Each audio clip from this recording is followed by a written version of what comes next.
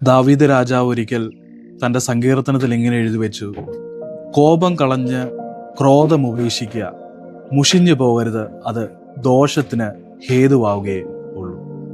ഒരിക്കലും മോശ സീനായ് പർവ്വതത്തിൽ നിന്ന് ദൈവത്തിൻ്റെ കൽപ്പനകളായി ഇറങ്ങി വരുമ്പോൾ ജനം വഴിവിട്ട് നടക്കുന്നത് കണ്ട് കോപം കൊണ്ട് തൻ്റെ കയ്യിലിരിക്കുന്നത് ദൈവത്തിൻ്റെ കൽപ്പനയെന്ന് മറന്നിട്ട് അതിനെ തച്ചുടച്ചു കളഞ്ഞു.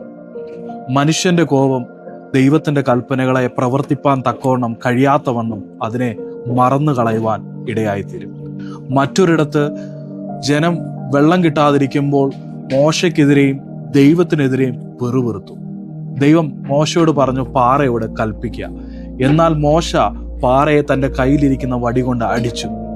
മനുഷ്യന്റെ കോപം ദൈവത്തെ അനുസരിപ്പാൻ കഴിയാത്തവണ്ണം അവനെ തടുക്കും. ഇതിൻ്റെയൊക്കെ പരിണാമ ഫലമായി മോശയ്ക്ക് വാഗ്ദത്ത കനാൻ നഷ്ടപ്പെടുവാൻ ഇടയായി. മനുഷ്യന്റെ കോപം ദൈവ വാഗ്ദത്തത്തെ നഷ്ടപ്പെടുത്തും. ദാവീദ് പറയുകയാണ്, മുഷിഞ്ഞു പോകരുത്, അത് ദോഷത്തിന് ഹേതുവാകുകയുള്ളൂ. മനുഷ്യന്റെ കോപം ദൈവത്തിന്റെ നീതിയെ ഒരിക്കലും നടപ്പിലാക്കിയില്ല.